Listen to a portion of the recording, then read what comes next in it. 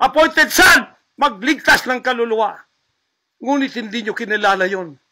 At ngayon, sinisikil ninyo ang aming kalayaan na ma-enjoy namin ang labor namin for 38 years. Blood, sweat, and tears. Ang gabi, ginagawa naming araw. Hindi kami nagmolestiya ng ibang tao. Lumago ang bansang Korean.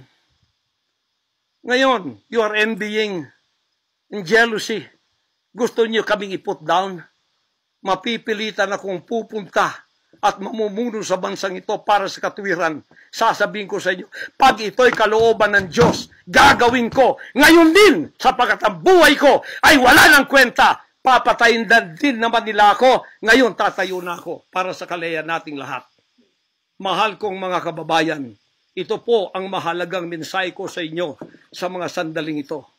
Hindi ko po uurungan ang sinumang gumagapi sa bansa ko at sa aking kalayaan na ako mismo nagtatago sa aking sariling bansa within 74 years. Hindi po nangyari ito ngayon lang. Pangulong Bongbong Marcos, akala ko matuwid ka na tao. Ikaw, First Lady, akala ko matuwid kang tao. Totoo ba yung ginagawa ninyo riyan na meron kayong mga sex orgies at meron kayong mga drug session na nagliligwak kayo ng drug, sumisingot kayo ng drug habang nagsesex orgies kayo? Totoo ba ito?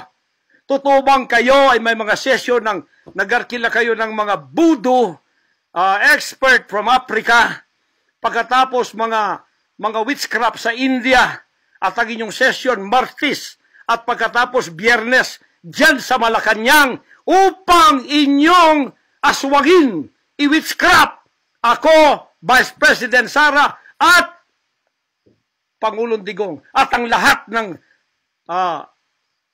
tutol sa inyong paglilingkod. Biro ninyo, naging demons na kayo, nag-devil worship na kayo kung totoo man ito. Nag-devil worship na kayo kung totoo man ito. Para lang kayo ay manatili sa kapangyarihan. Para lang kayo ay humawak ng aming pera, hindi ninyo pinaghirapan. Kami po ay nagbibigay ng taxes. Lahat ng aking kingdom materials from China, may taxes lahat yan. Milyon-milyon ang aming binabayad. Ngayon, ginagawa pa ninyo sa amin ito? Matuwid ba kayo? President Bongbong Marcos, Lisa Marcos, makinig kayo. Totoo ba na gumawa kayo ng aksyon kasama ng FBI na ako ay nyo nang ipaligwak at binigay sa kanilang kamay? Kaya't sila'y gumagawa ng ganito with impunity sa aking sariling bansa. Kung ganyan ang ginawa ninyo, I will not honor you. I will not respect you because you did not honor me and you did not respect me. You are no longer worthy to be our trusted leader. Mabuti pa, hanggang maaga pa, Bongbong Marcos, Lisa Marcos, Martin Romualdez, bumaba na kayo sa posisyon.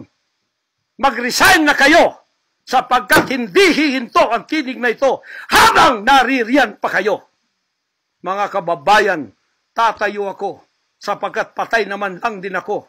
Tatayo ako hanggang buhay pa, hanggang may hininga pa ako para sa natitirang buhay ko ay magkaroon naman tayo ng boses at magkaroon ng kahit munting kalayaan na lang mula sa mga banyaga na kasabwat ang mga kapiling Pilipinong ito na itinayo natin sa kapangyarihan. Akala natin ay maasahan natin sila.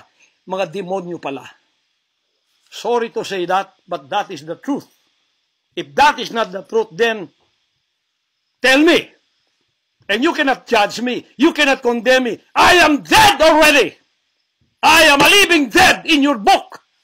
CIA, FBI, State Department, USA. Gawin ninyong gusto ninyo. Ngayon na nakapagsalita na ako, lalantad na ako. Hindi na ako natatakot. Ako ay handa sa glorification. Kung ang glorification ko ay mangyayari maging glorified body ako, hindi ko tatablan ng bala. O kaya, tatablan pa ako sapagkat hindi pa nangyari yon. Handa na akong humarap sa mga bala ninyo. Basta't ito ay nasabi ko na sa social media.